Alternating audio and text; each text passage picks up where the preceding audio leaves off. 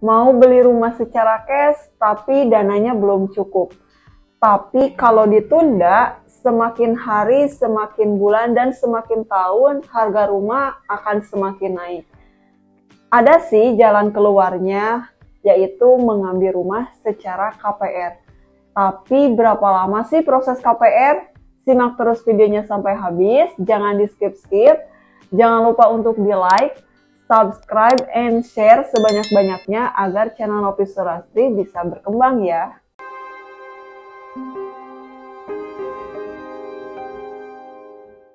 Bukan menjadi sebuah mitos kalau harga rumah itu selalu mengalami kenaikan. Dan banyak juga teman-teman yang belum siap ketika membeli rumah secara cash karena dananya belum cukup. Lalu teman-teman memutuskan untuk mengontrak atau masih tinggal di rumah orang tua. Nah, salah satu jalannya atau opsinya teman-teman bisa menempuh untuk membeli rumah secara KPR. KPR adalah kredit pemilikan rumah yang bisa dibiayai oleh bank, yaitu bank pemberi dana. Jadi teman-teman bisa memilih bank yang melakukan kerjasama dengan developer untuk membeli rumah secara kredit. Tapi teman-teman pasti penasaran kan berapa lama proses pengajuan KPR dari mulai booking sampai dengan teman-teman menerima kunci rumah teman-teman yang diidam-idamkan. Karena mungkin saja teman-teman yang sedang melakukan pengajuan KPR ini tidak mau menjadi double pembayaran dengan misalnya posisinya rumahnya sedang mengontrak. Tentu teman-teman ingin segera mendapatkan rumah yang saat ini sedang diajukan KPR-nya atau segera di ACC. Tapi ada juga nih yang merasakan ingin segera menempati rumah baru alias udah penasaran alias udah ingin segera memiliki rumah baru, ingin direnovasi, ingin beres-beres karena nuansa ketika teman-teman memiliki rumah baru itu akan berbeda. Nah, daripada penasaran, teman-teman simak 4 poin penting nantinya yang akan mengetahui berapa lama sih proses pengajuan KPR ini. Yang pertama yaitu memilih rumah yang diidam-idamkan. Proses ini nantinya teman-teman sudah difikirkan ketika teman-teman sudah memilih unit yang benar-benar teman-teman pikirkan bersama keluarga atau bersama pasangan karena lokasinya mungkin atau harganya. Intinya teman-teman sudah memilih unit yang akan teman-teman ajukan sebagai KPR. Memilih ini tentu saja ada prosesnya ya, karena proses memilih ini harus disertai booking, proses booking unit. Karena proses booking unit ini ada dana yang harus dikeluarkan sesuai dengan kesepakatan harga dari pihak developer kepada pihak konsumen. Kalau misalnya proses booking ini dilewati, tentu saja proses menandai unit tersebut tidak kuat. Karena bisa saja nanti ada konsumen lain yang masuk ingin unit tersebut. Tapi kan misalnya saya sudah bilang ke marketingnya bahwa saya cocok kepada unit tersebut. Ya memang sudah ada bahasa kepada pihak marketing, tapi itu tidak kuat. Yang lebih menguatkan yaitu booking unitnya tersebut. Jadi teman-teman silahkan kalau misalnya sudah cocok dengan unit tersebut, segera lakukan proses booking. Dan ini nantinya akan ditutup oleh pihak developer atau marketingnya agar tidak ada lagi konsumen yang menandai atau memilih unit tersebut. Setelah itu, teman-teman akan diberikan kwitansi pembayaran. Nah, ini yang akan menandakan bahwa proses pembayaran tersebut sah di mata hukum karena sudah ada kwitansi pembayarannya. Proses booking fee, ketika teman-teman sudah membayarkan, lalu teman-teman akan diarahkan ke proses pemberkasan. Berapa lama sih proses pemberkasan ini? Tentunya setiap developer akan memiliki waktu tenggat yang berbeda-beda. Misalnya ada developer A yang memberikan tenggat waktu kepada konsumennya yaitu 14 hari kerja. Nah, berarti teman-teman dari proses booking kepada proses pemberkasan selesai ini, teman-teman diberikan waktu hanya 14 hari kerja saja. Lalu ada pertanyaan nih, gimana kalau misalnya berkas saya dalam waktu 14 hari kerja ini tidak dapat diselesaikan alias ada yang menggantung karena harus ke kelurahan dulu atau misalnya menemui atasan di tempat bekerja, itu kan harus janjian lalu tidak tentu ketemu dengan atasan. Nah, tentu ini akan bisa dibicarakan kepada pihak developer, jadi meminta waktu perpanjangan atau misalnya menunggu sampai dengan syarat tersebut bisa ditandatangan atau syarat tersebut keluar. Lalu setelah proses tersebut berlanjut kepada poin kedua, yaitu memilih bank untuk pemberi dana.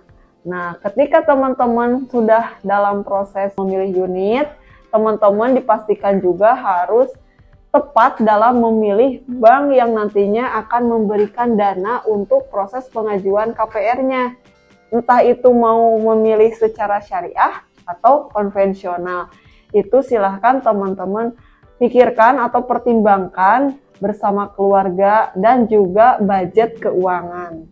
Untuk pemilihan bank ini tidak bisa teman-teman pilih sesuka hati karena setiap developer juga memiliki kerjasama yang berbeda-beda. Mungkin saja ada developer yang bekerja samanya hanya dengan satu jenis bank saja. Karena itu dimaksudkan developer agar efektif dalam proses pengajuan KPR-nya. Poin yang ketiga yaitu analisis pihak bank. Nah, proses analisis pihak bank ini kembali lagi kepada berkas konsumen tersebut. Kenapa kembali lagi kepada pihak konsumen? Karena ada beberapa konsumen yang ketika melakukan pengajuan KPR-nya tidak dilakukan secara terbuka atau tidak jujur. Misalnya ada konsumen yang akan melakukan pengajuan KPR, ternyata berkasnya tersebut dibuat atau diedit sedemikian rupa agar lolos masuk ke developer dan pihak bank. Karena pihak bank tentu saja tidak bisa dibohongi untuk melakukan kecurangan data atau misalnya tidak jujur. Selesai proses pemberkasan, kemudian masuklah ke analisa bank. Karena proses analisa bank ini ketat, bank akan mengecek di SPPT tahunannya. Di situ ada jelas terlihat ya potongan dari gajinya, berapa tahun dia bekerja itu terlihat dan terdeteksi oleh pihak bank bahwa konsumen tersebut bekerjanya kurang dari 3 tahun. Nah, pihak bank nantinya akan mengirimkan informasi kepada pihak developer bahwa konsumen tersebut gagal pemberkasan karena waktunya atau batasan dia mengambil masih tenaga kontrak itu kurang dari 3 tahun.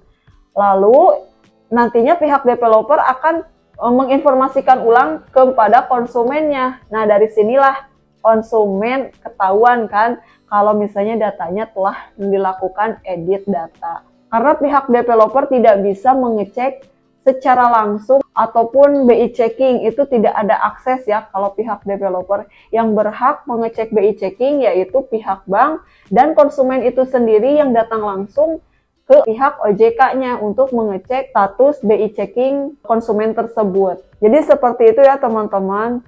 Analisis pihak bank ini bergantung kepada data dari konsumen tersebut. Kalau misalnya data konsumen tersebut bagus, tidak ada masalah, dan tidak melakukan kecurangan data, jujur ketika ada masalah dikonsultasikan kepada developer, tentu saja akan berjalan lancar bergantung kepada pihak banknya. Rata-rata proses analisa bank ini memakan waktu 1-2 minggu. Itu kalau proses pengajuan atau datanya bagus. Jadi kalau misalnya perhitungan dari proses booking kepada analisa bank ini tidak memakan waktu 1 bulan. Jadi 1 bulan kurang SP3K sudah keluar. Nah, ini untuk berkas yang tidak ada masalah alias misalnya tidak ada kekurangan, tidak ada kecurangan data, dan berkasnya bagus untuk melakukan pengajuan KPR. Yang keempat yaitu akad kredit. Proses akad kredit ini paling ditunggu-tunggu oleh konsumen pengajuan KPR. Karena kenapa? Proses akad kredit adalah proses akhir dari serangkaian proses pengajuan KPR yang cukup melelahkan. Karena kenapa? Prosesnya cukup panjang dari mulai pemberkasan, atau misalnya teman-teman harus survei dulu rumahnya. Pokoknya banyak sekali perjuangan untuk sampai di tahap akad kredit ini.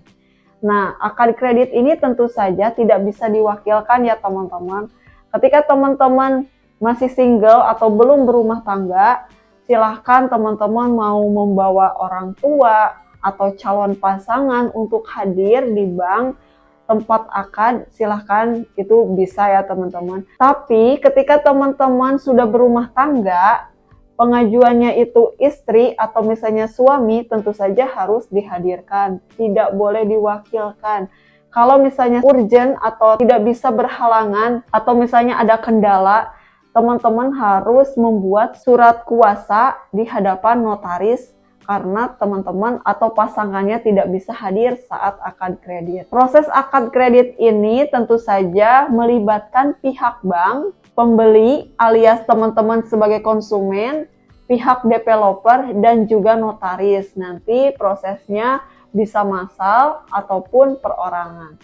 Nah, itu proses akad kredit. Lalu setelah proses akad kredit itu tanda tangan, perjanjian kreditnya, nanti teman-teman akan mengetahui berapa lama tenornya, karena nanti akan diulangi keterangan dari SP3K tersebut.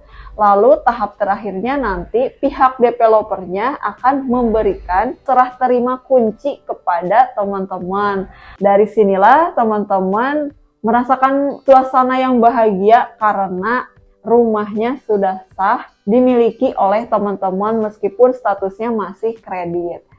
Nah, itu saja ya teman-teman 4 poin penting yang bisa teman-teman menjadikan gambaran berapa lama sih proses pengajuan KPR ini. Saya bisa simpulkan kurang lebih waktunya 1 bulan kurang. Karena berdasarkan pengalaman dari proses pengajuan KPR, konsumen-konsumen saya itu waktunya 1 bulan kurang. Bahkan ada juga loh yang proses SP3K keluarnya itu dari serah terima berkas developer kepada pihak bank itu 1 minggu sudah keluar SP3K-nya. Jadi teman-teman tidak usah khawatir akan proses yang lama atau kalau misalnya proses pengajuan KPR kayaknya makan waktu deh, lama. Nah, tentu saja setiap bank akan memiliki batasan waktu atau sesuai standar mereka ya untuk melakukan proses pengajuan KPR. Dan lagi-lagi kembali lagi kepada konsumennya tersebut. Jadi usahakan berkas konsumen yang dilakukan pengajuannya itu jujur, tidak melakukan kecurangan, dan kalau misalnya ada masalah atau terkendala atau kurang paham, silahkan komunikasikan dengan pihak developer agar dicarikan solusinya. Jangan sampai ditutup-tutupi, karena yang namanya marketing atau pihak developer ingin membantu konsumen yang ingin memiliki rumah tapi dengan cara yang benar. Jadi jangan sampai kena iming-iming marketing yang ingin meloloskan, dijamin lolos bank. Itu tidak ada ya teman-teman. Karena yang menjamin lolos bank adalah pihak banknya pun itu sendiri. Developer tidak ada kemampuan untuk meloloskan konsumen pengajuan KPR. Cukup sekian video yang dapat saya share. Semoga bermanfaat. Jangan lupa untuk mampir ke Instagram kita di novisulastri.channel dan akun TikTok kita Novisulastri Channel. Jangan lupa di follow dan sampai ketemu di video saya selanjutnya.